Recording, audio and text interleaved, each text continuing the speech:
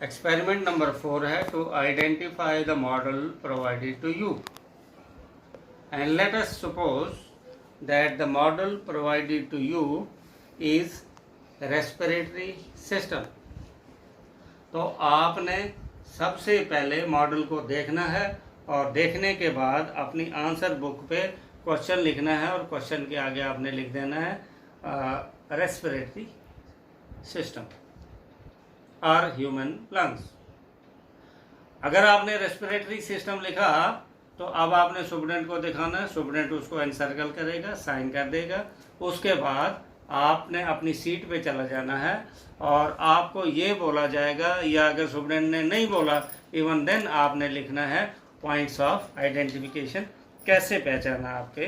तो ये आ गया हमारे पास respiratory system,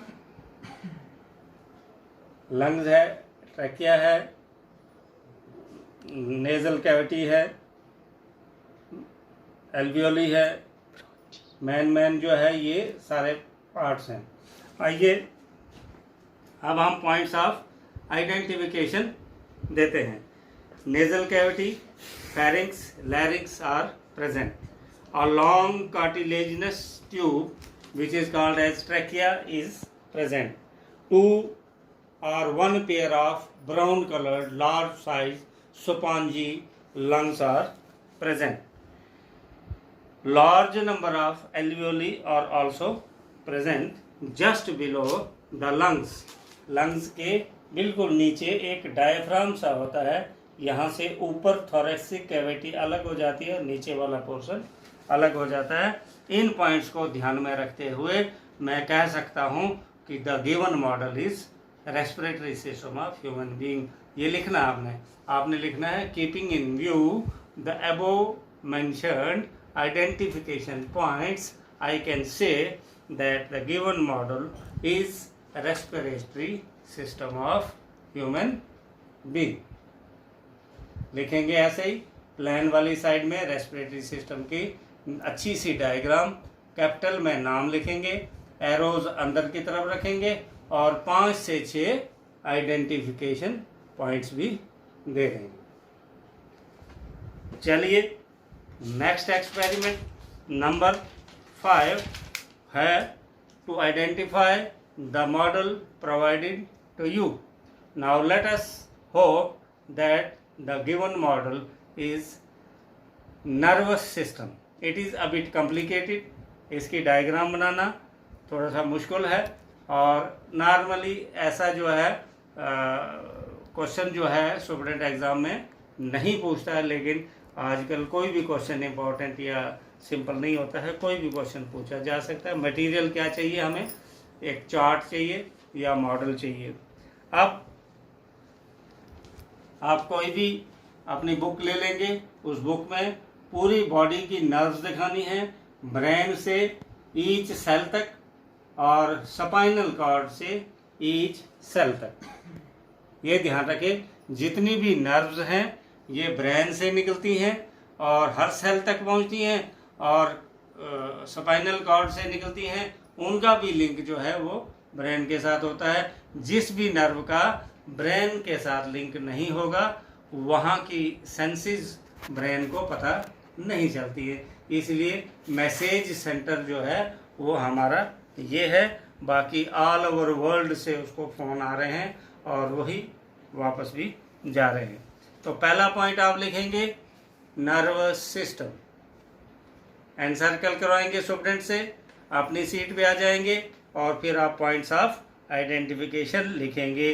Large size brain is present. Large sized well developed brain is present. और large size का और well developed brain human beings में ही होता है और किसी में इतना developed नहीं होता है। और दूसरा it has many nerves, वो कुदरती बात है, इतनी नाड़ियाँ हैं। कुछ लोग योगा वाले कहते हैं 75,000 नर्व्स हैं।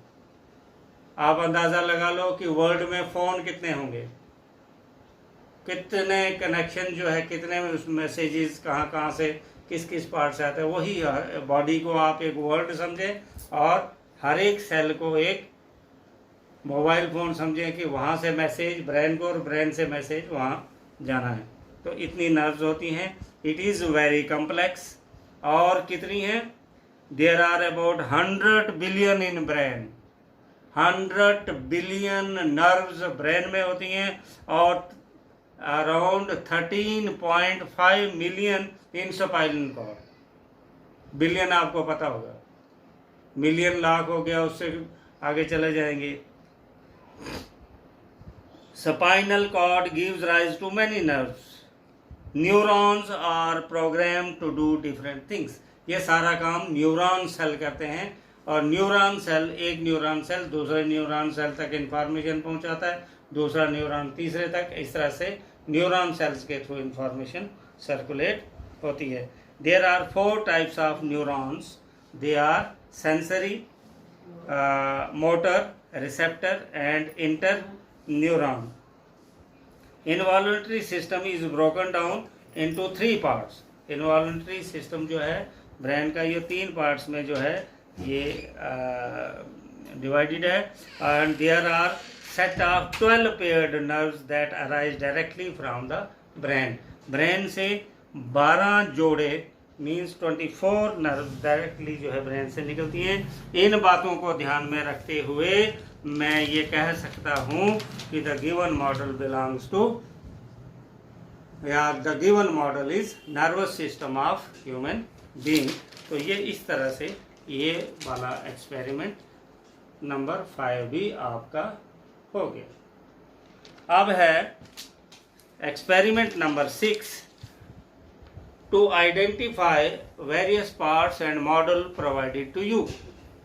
अब इस बार हमें मॉडल सपोज आया है internal structure of bisexual flower. आपने समझना what is bisexual. Bi means 2।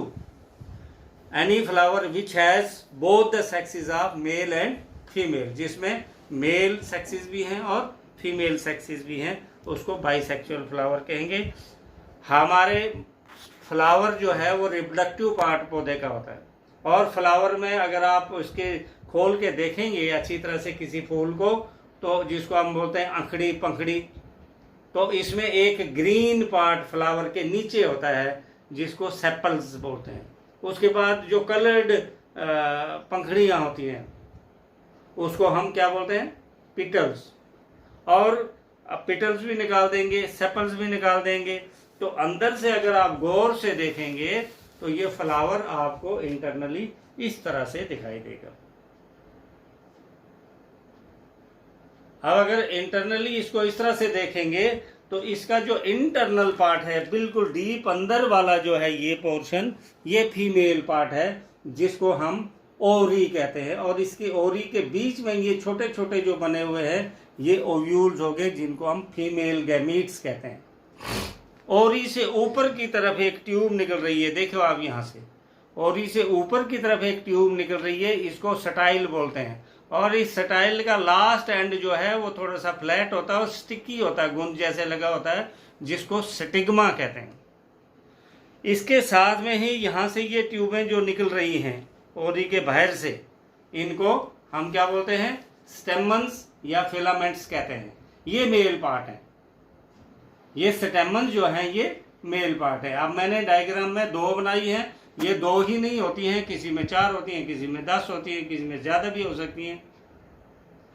तो फिलामेंट के एंड में जो है बाइलोब्ड पार्ट होता है जिसको एंथर कहते हैं। एंथर के अंदर जो है मेल गैमीट तैयार होते हैं जिनको हम पोलन ग्रेन्स कहते हैं। तो इसमें पोलन ग्रेन्स कहाँ तैयार होते हैं? एंथर के अंदर। और ओव्यूल कहाँ तैयार होते हैं? ओवरी के अंदर। जब पोलन ग्रेन्स तैयार हो जाते हैं, जैसे मक्की में देखा होगा आपने, ऊपर जो उसका फूल होता है उसको हल्का सा हिलाओगे तो येलो येलो पाउडर जैसे या आटा जैसे नीचे गिरता है, वो पोलन ग्रेन्स होते हैं। वो पोलन ग्रेन इंसेक्ट के जरिए या हमारे जरिए या पानी के जरिए, हवा के जरिए जैसे ही यहाँ स्टिग्मा पर गिरता है तो वो स्टिग्मा से नीचे चलता हुआ ट्यूब के अंदर से सीधा आकर जो है ओव्यूल में पहुंच जाता है। और एक पोलन ग्रेन एक ओव्यूल से जब मिलता है तो तो बीज तैयार हो जाता है। इस इसको the union of a pollen grain with ovule is called as pollination. इन बातों को ध्यान में रखते हुए अब दीज आर पेटल्स, आप कहेंगे जी petals are present, ovule is present, sepals are present, stamens are present, ovary is present, style is present, stigma is present. Keeping in view these points of identification, I can say that the given model is the internal structure of bisexual flower. In points को ध्यान में रखते हुए मैं कह सकता हूँ कि ये मॉडल जो है ये इंटरनल स्ट्रक्चर ऑफ फ्लावर का है। Thank you very much.